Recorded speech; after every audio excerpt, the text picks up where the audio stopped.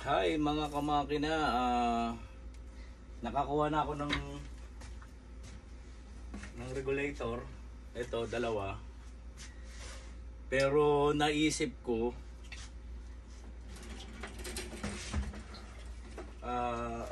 yung pressure niya ang baba. See, hindi pa umabot ng 10. In-adjust ko na yan kanina, hanggang dyan pa rin siya. Dapat ito, kasi nasa main water to nakasaksak, dapat malakas na yung pressure nito. Nasa dalawa lang yan. Dapat mataas yung pressure.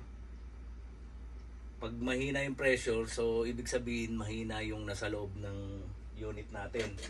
So ang ginawa ko kanina, bago ko i-play, tinaray ko muna. So ni-regulate ko doon. Nung pagbalik ko dito, umabot na sa 20 yung PSI niya. So papakita ko sa inyo. So tinatawagan ko kanina yung boss ko para sabihin sa kanya, kaso baka tulog na yun o busy, hindi sumasagot ng telepono. So papakita ko sa inyo kung ano ang nangyari. So yan, nakita nyo, 8 to 11 PSI lang siya. So kasi ito bago, bago yan eh. Ang lumang regulator natin eh ganito. Bilog lang siya, hindi pa curve na bilog. So kanina tinaray ko siya. So papakita ko sa inyo. Tignan nyo yung pressure na yan. I-adjust lang natin yung pressure dito sa loob ng RO. Yan, nandito ako sa loob ng RO. Kasi nakita ko doon naka-down yung return niya. So ang ginawa ko, i-regulate natin kasi nasa zero na siya, mahina na yung pressure. So i-regulate natin.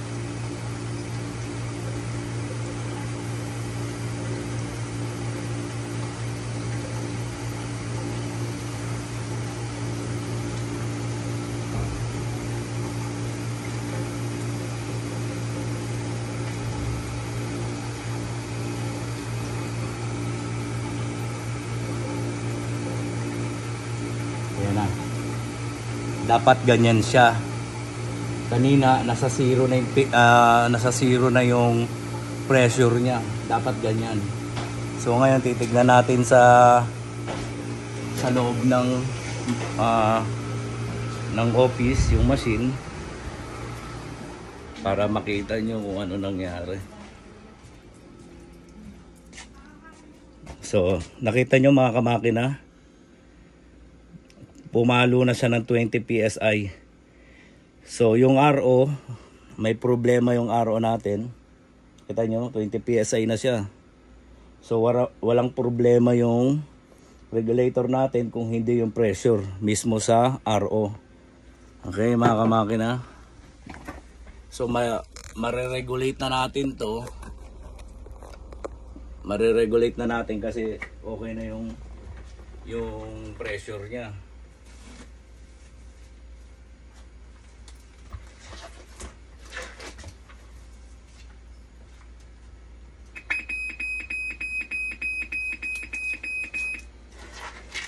Kasi main water to, once na sinaksak mo yan dyan, dapat shoot up na siya pataas. Eh ang baba, so it means yung pressure doon sa RO mahina.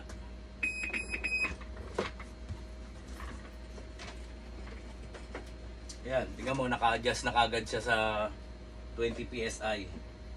Yan ang kailangan natin.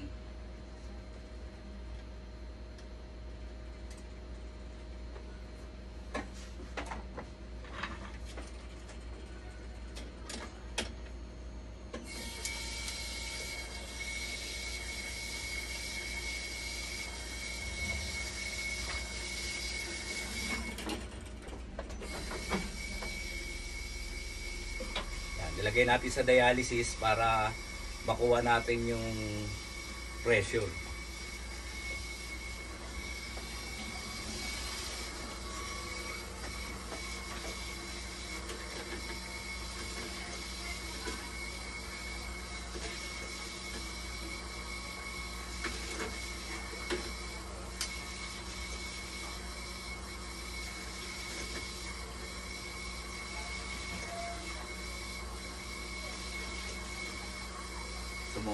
Sumobra naman ngayon.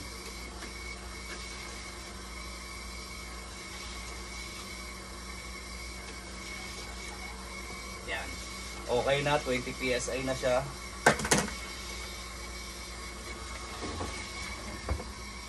So ang gagawin natin, papatayin natin yung flow para matanggal natin yung regulator.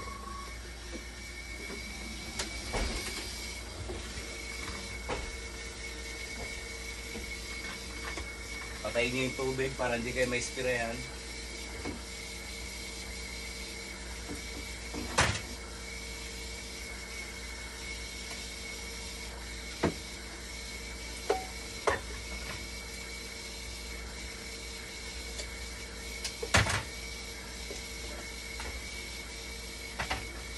Oh, mali.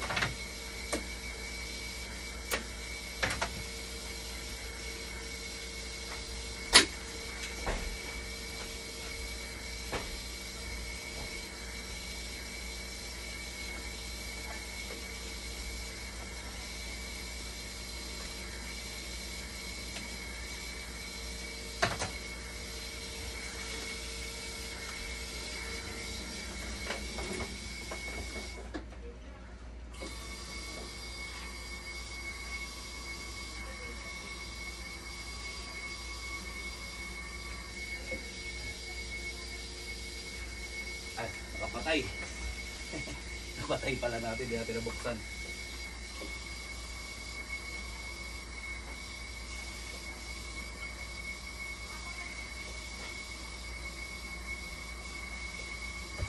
Wala pa namang stable. So ibabalik na natin to.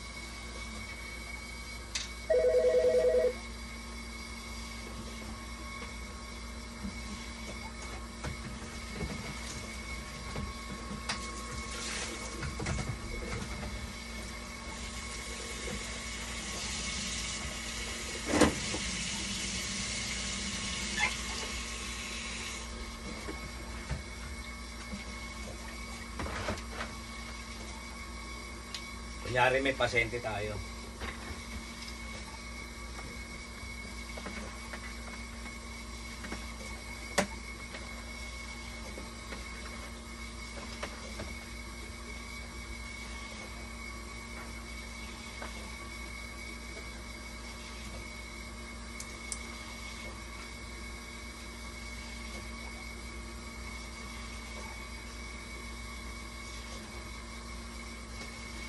Lalagay natin sa dialysis.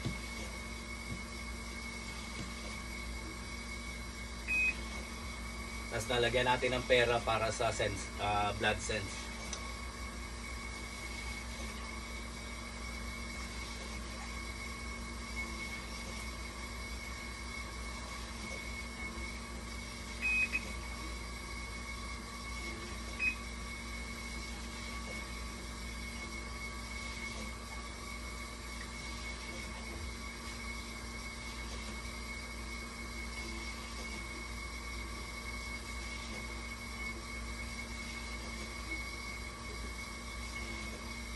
Yan, titignan natin kung makina kung lalabas pa yung flow error niya at saka yung conductivity high and TMP high. Kasi nangyari lang doon siguro kasi siyempre nawala ng tubig kaya nagkaloko-loko siya. Pero tignan pa rin natin ang flow error. Ayan.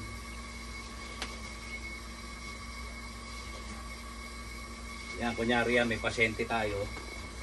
Dinadialysis natin yung pasyente. So para makita natin yung flow error. Ang tawag yan stimulation.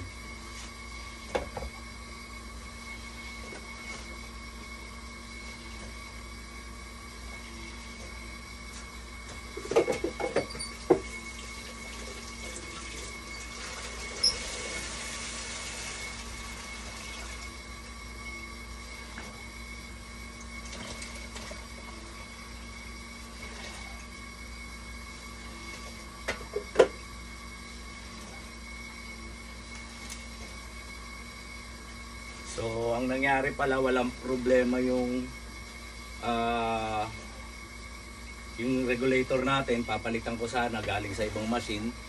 Pero buti tumingin ako dun sa loob ng RO. Nakita ko yung pressure sa pressure sa tangke na sa zero. Kaya sigurong walang water dito. Kasi dapat yun, may gumaganon dun eh. Wala akong nakita kanina eh.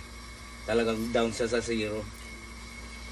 So, there's something happened to the RO. Maybe yung filter niya ready to change na. I-report natin yan. Kaso tumawag tayo sa boss natin. No answer. Call twice, no answer. Tignan natin kung tatawagan tayong balik. Okay, ganito na lang tayo mga kamakina. Please like and subscribe Kamakina Vlog. Huwag sana kayo magsasawang manood dahil may matututunan kayo kagaya ko. Okay mga kamakina, pag may lumabas na flow error magpa-part 3 ako, pero pag wala na, hanggang dito na lang. Okay, part 2 tayo ngayon. Kung lalabas yung flow error magpa-part 3 tayo. Okay, please like and subscribe Kamakina Vlog. Share nyo na rin mga kamakina.